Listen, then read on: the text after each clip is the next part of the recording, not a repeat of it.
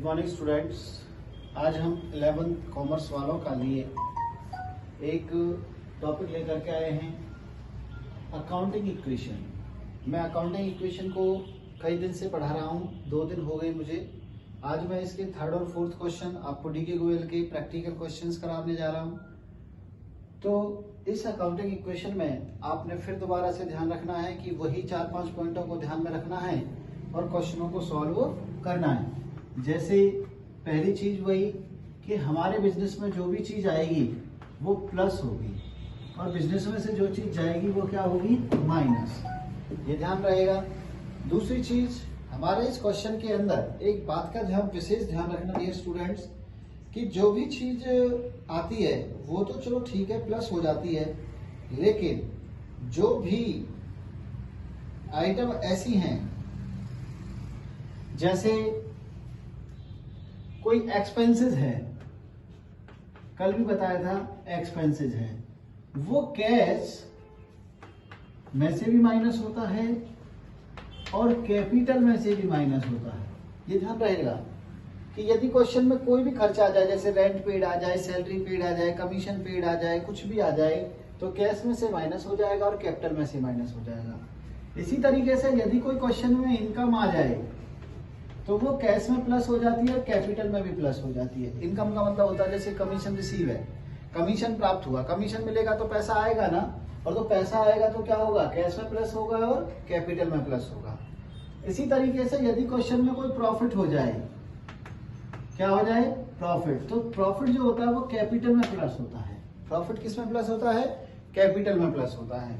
और यदि क्वेश्चन में कोई लॉस हो जाए, भाई हमने इतने का माल था, इतने में लॉस में बेच दिया, तो वो कैपिटल में से क्या हो जाएगा, माइनस हो जाएगा, क्योंकि इससे हमारी वो जो पूंजी होती है वो कम हो जाती है। इसी वजह से इन 4-5 पॉइंटों को ध्यान में रखना पड़ता है। तो जो भी हमारे क्वेश्चंस होंगे मैं इसी तरीके से आपको कराऊंगा।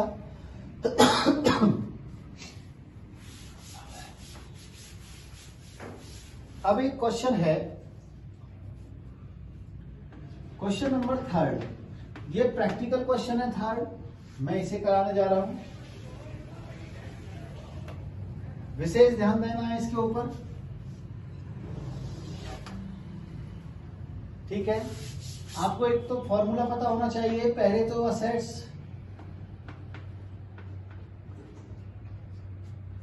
इसका फॉर्मूला होता है assets is equal to capital plus liabilities.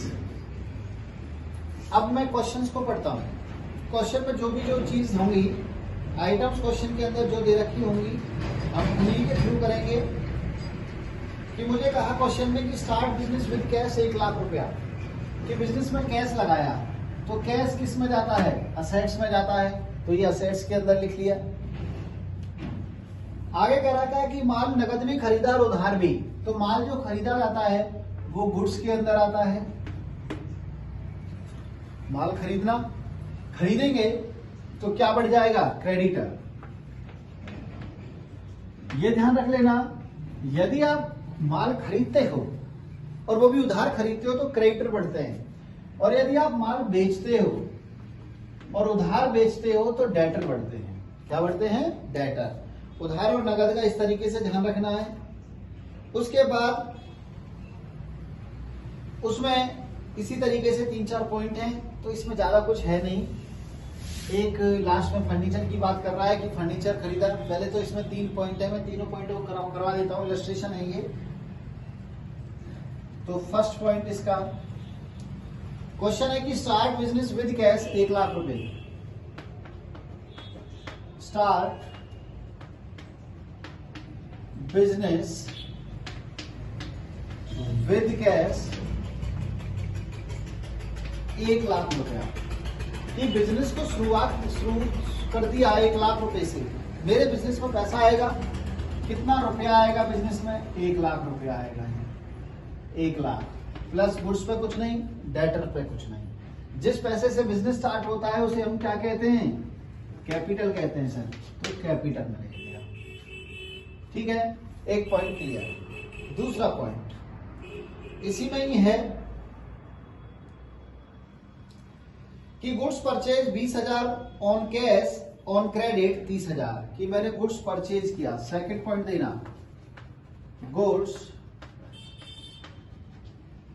Purchase on cash, cash अलग बोला, ऑन क्रेडिट अलग बोला। कैश मीन्स नगद खरीदा है और ऑन क्रेडिट मीन्स उधार खरीदा है। ये 20,000 और ये 30,000। 20,000 का तो है ऑन कैश और 30,000 का है ऑन क्रेडिट। पहले इसको करते हैं। 20,000 रुपए का नगद माल खरीदा तो बिजनेस में क्या आएगा, माल आएगा, और बिजनेस में से क्या जाएगा, कैश जाएगा। तो जो जाएगा उसे तो क्या कर देंगे, माइनस कर देंगे, और जो आएगा उसे क्या कर देंगे, प्लस कर देंगे। और तो किसी के ऊपर कोई इफेक्ट नहीं पड़ेगा भाई। इसमें तो तब पड़ता जब कोई प्रॉफिट होता, कोई खर्चा होता, कोई इनकम होता। ये उधार खरीदा 30,000 का। उधार में सिंपल सी बात है कि माल तो आ गया लेकिन पैसा नहीं गया, लेकिन हमारे सर पे क्या बढ़ गया, कर्जा बढ़ गया। तो ये इसमें तो प्लस हो जाएगा, कैपिटल पे भी कोई नहीं, कर्जा बढ़ जाएगा। कर्जे को क्या बोलते हैं, क्रेडिटर। अगर हमारा उधार माल बेचते हैं तो डेटर में जाता है, उधार माल खरीदते हैं तो किस में जाता है, क्रेडिटर में।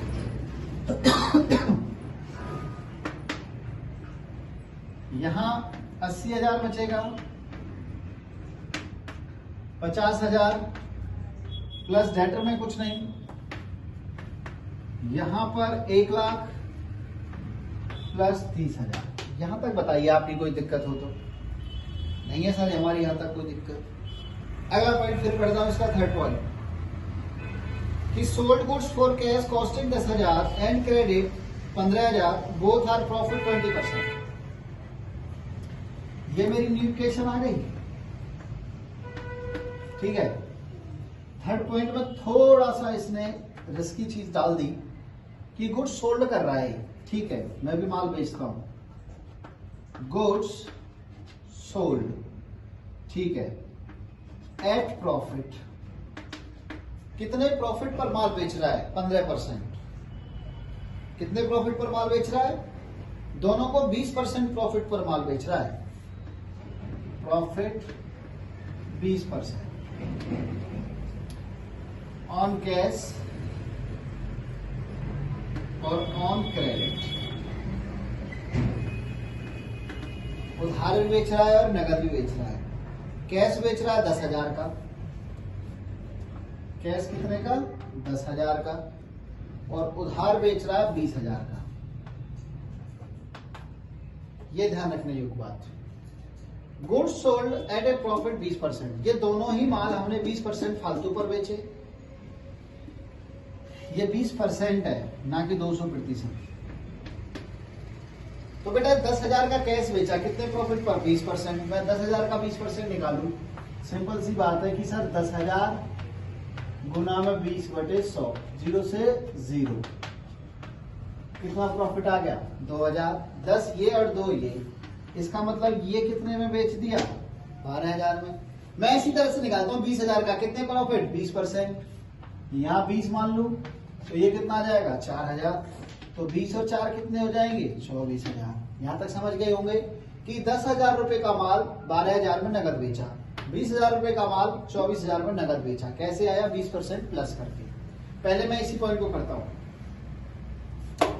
कि मैंने 10,000 रुपए का माल 12,000 रुपए में बेच दिया, तो मेरे बिजनेस में 12,000 रुपए आएगा, 12,000 रुपए आएगा, और जाएगा क्या, 10,000 का माल। तो 12,000 रुपए तो मैं किस में ऐड कर दूंगा, कैश में ऐड कर दूंगा, प्लस इस माल में से 10,000 क्या कर दूंगा, माइनस। माइनस क्यों होगा, क्योंकि 10 का तो माल बेचा है, जो माल बेच दिया वो माइनस हो जाएगा। 10 की चीज 12 में बेच दी, 2,000 का क्या हो गया, प्रॉफिट। मैंने तुम्हें बताया था ना कि जो प्रॉफिट होता है वो किस में ऐड हो जाता है, कैपिटल में। सर इससे हमारा बिजनेस बढ़ता है ना, इसलिए। अब इसे देखो, 20,000 रुपए का माल कितने में बेचा, 24,000 में, लेकिन उधार बेचा, कैश तो आएगा नहीं, ठीक है। 24,000 रुपए में बेचेंगे, किसको बेचेंगे, डेटर को। सर डेटर में ऐड हो जाएंगे, और माल कितने का चला जाएगा इसमें से, 20,000 रुपए का माल माइनस हो जाएगा। 20 का माल 24 में बेचा तो क्या हो जाएगा हमें, प्रॉफिट। कितने रुपए का प्रॉफिट हो जाएगा, 4,000 रुपए का। सर न्यू इक्वेशन, 80 और 12 कितने हो गए? 92,000 हो गए। ये 50 में से 30 गए तो कितने बच गए? 20,000 बच गए सर। यहां कितना आ गया? 24,000। यहां कितने आ जाएंगे? 1,06,000। और यहां कितना बचेगा? 30,000। कितना बचेगा?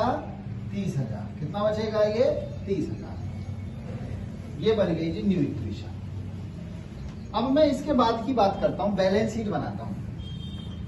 उस दिन भी नहीं बताया कि मैंने बैलेंस शीट कैसे बनती है, तो तुम भी कहोगे कि सर आज बैलेंस शीट तो सिखा दो हमें। Balance sheet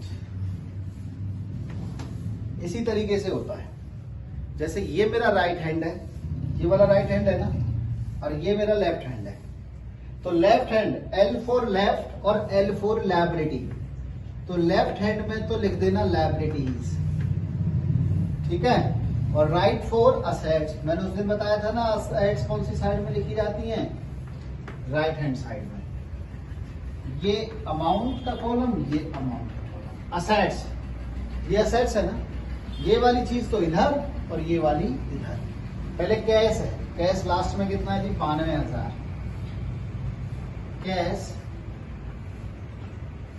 92,000। नेक्स्ट गुड्स, भले गुड्स लिख दो, स्टॉक लिख दो, एक ही बात है, गुड्स भी लिख सकते हो। 20,000 का 20,000। थर्ड है सर डेटर। डेटर कितने का? 24,000 का। टोटल कर दूं? 9 और 2 11 और 2 13, 1,36,000 इसका टोटल आ गया। लायबिलिटी दो टाइप की होती है, इंटरनल और एक्सटर्नल, बताऊंगा आगे। ये इंटरनल होती है, एक्सटर्नल होती है। तो सबसे पहले कैपिटल। क्या? कैपिटल। कैपिटल कितनी है लास्ट में? 1,06,000। फिर क्या है? Creditor sir. क्रेडिटर कितने का है? 30,000 का। टोटल कितना हो गया? 1,36,000। दोनों सेम? कौन सर? समझ में आया कि नहीं आया? तो ये मेरा क्वेश्चन था, एक क्वेश्चन नंबर 3 जो मैंने आपके सामने करवाया। ये बैलेंस शीट आपने इसी तरीके से हर क्वेश्चन की बनानी है और इस क्वेश्चन को सॉल्व करते रहना है। इसी तरीके से मैं एक क्वेश्चन और करा देता हूं आपको नेक्स्ट, इससे क्वेश्चन नंबर 4। डियर स्टूडेंट्स, ये क्वेश्चन नंबर 4 करा रहा हूं मैं, अकाउंटिंग इक्वेशन का ही। और कल की वीडियो और परसों की वीडियो में ये चैप्टर मेरा फिनिश हो जाएगा। तो इसलिए विशेष ध्यान देना है कि सर ने अकाउंटिंग इक्वेशन जो करा रहे हैं, मैं उसमें इलस्ट्रेशन नंबर 4, फिर 5, फिर 6, उसके बाद इसके वेरी शॉर्ट क्वेश्चंस हैं, वो भी एक साथ वीडियो में आ जाएंगे। इसमें कुछ नहीं है वैसे कि आप क्या लिखो क्या नहीं लिखो, वो स्टेटमेंट को पढ़ करके पता चल जाता है कि सर इसमें क्या लिखना है। कि जैसे मैं क्वेश्चन नंबर 4 की स्टेटमेंट पढ़ रहा हूं कि स्टार्ट बिजनेस विद कैश 1,20,000 की बिजनेस शुरू किया 1,00,000 रुपए से लगाकर। आप एक बात मानिए कि 1,20,000 रुपए से बिजनेस स्टार्ट कर रहा है तो कैश तो आ रहा होगा ना। तो जी यहाँ पे आ गया कैश। इस बात का विशेष ध्यान रखना है कौन सी चीज कहाँ जाएगी।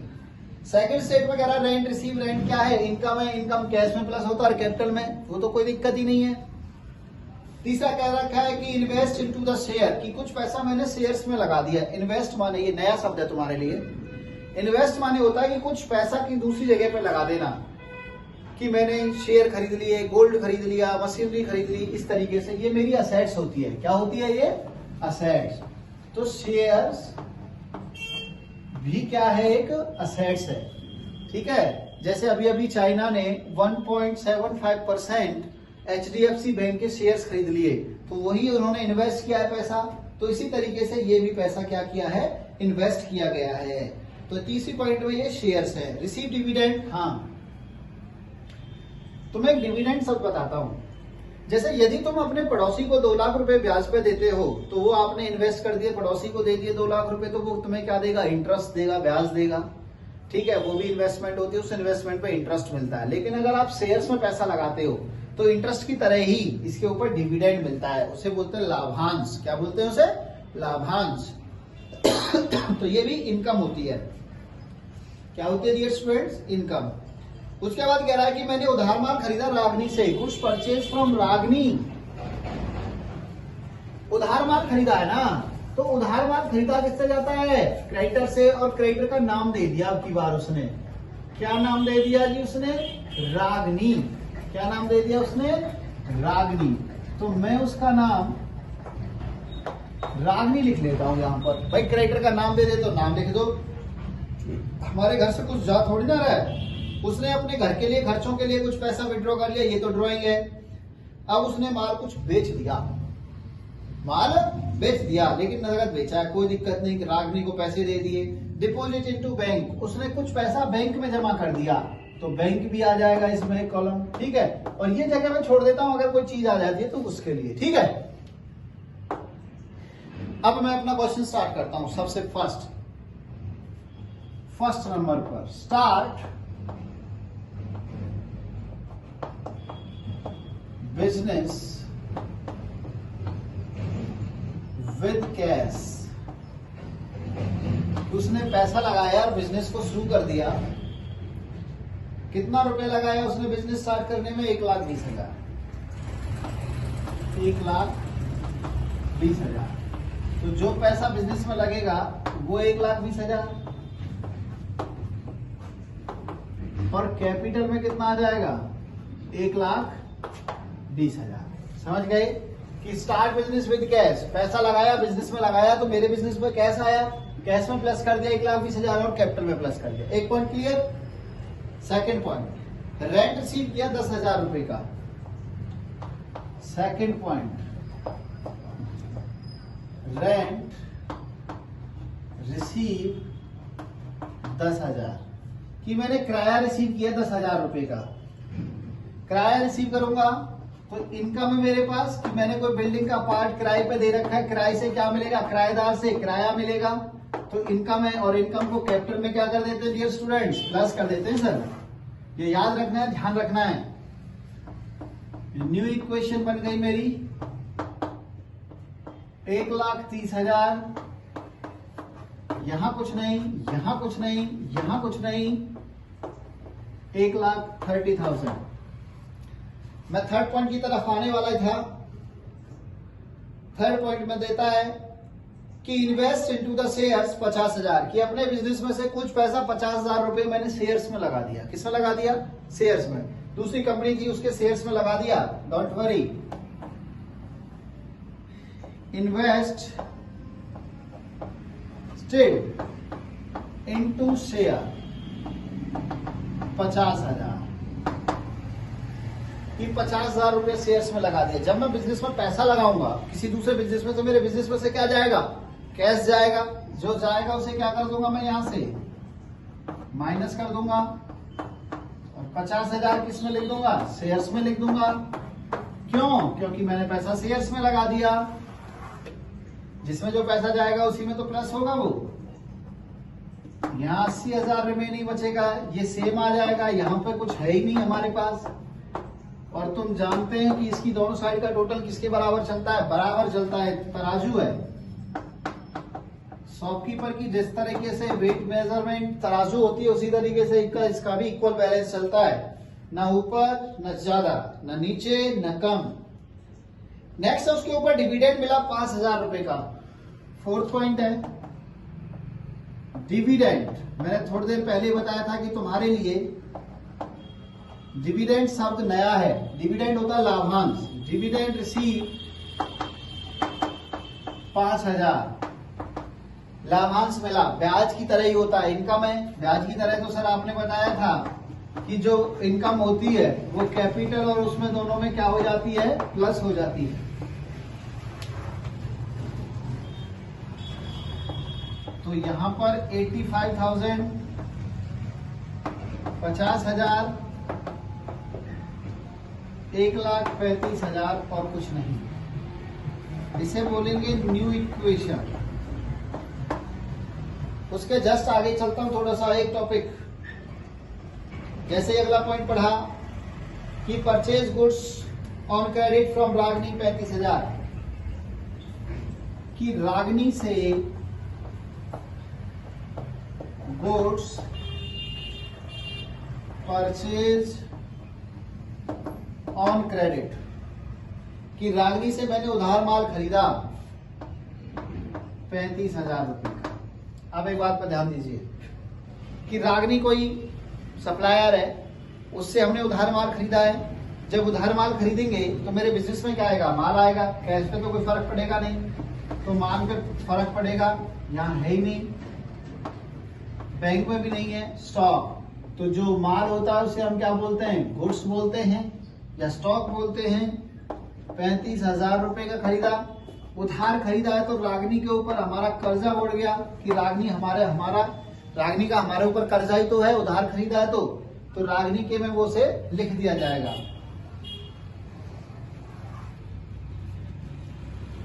ये सेम 85,000, 35,000, 1,35,000 और 35,000। यहां तक किसी की कोई दिक्कत नहीं है, तो हम आगे बढ़ते हैं कि paid cash for house hold expenses 7,000 की house hold expenses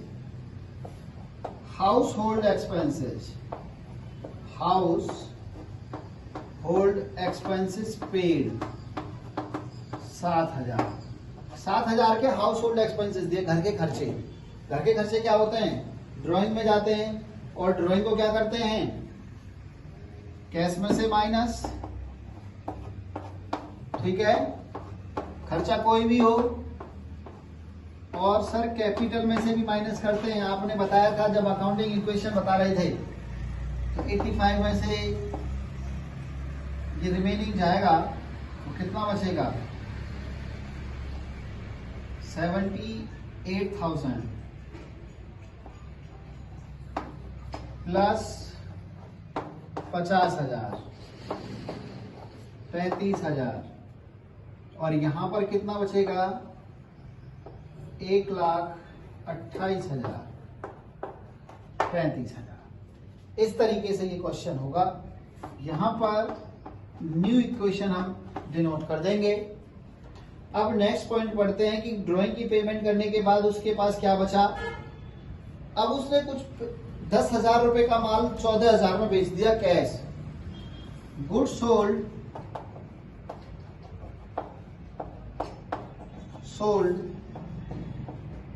for cash, 10,000 रुपए का माल 14,000 में बेच दिया। 10 का माल कितने में बेच दिया, 14,000 का। कि उसने 10,000 रुपए का माल 14,000 रुपए में बेच दिया, वो भी नकद बेच दिया। मेरे पास बिजनेस में क्या आएगा, पैसा आएगा सर। यहां तो कुछ फर्क नहीं पड़ेगा शेयर और बैंक पे। 10,000 स्टॉक में से माइनस हो जाने और 4,000 का क्या हो गया मुझे, प्रॉफिट। और जो प्रॉफिट होता है वो किस में प्लस हो जाता है, सर कैपिटल में प्लस हो जाता है। 10 का माल 14 में बेचा तो 14 कैश में प्लस, 10,000 स्टॉक में से माइनस, 4,000 किस में प्लस हो जाएंगे, कैपिटल में। 92,050,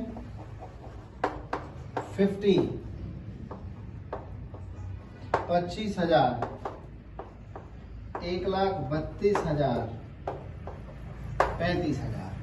तो 167 के करीब चल रहा है ये काम है, 167 ही है इसका भी टोटल। अभी नेक्स्ट पॉइंट और पढ़ते हैं, इसमें 2 पॉइंट बाकी रह गए हैं और उसके बाद हमारा क्वेश्चन खत्म हो जाएगा कि cash paid to Ragini 35,000। Cash paid किया रागनी को 35,000 कि रागनी थी ना जिससे हमने माल खरीदा था, उसे हमने 35,000 रुपए नकद दे दिए। जब पैसा दोगे तो पैसा आएगा कि जाएगा, जाएगा सर। जो रागनी थी, जो कर्जदार थी, 35,000 रुपए दे दिए उसके, जी निपटा दिया कलेश। कर्जा था हमारे ऊपर, निपटा दिया जी, दे दिया उसका पैसा। न्यू इक्वेशन निकाल दें। 92 में से 35 7 और 8 में से 3 गए तो कितने बच गए, 57,000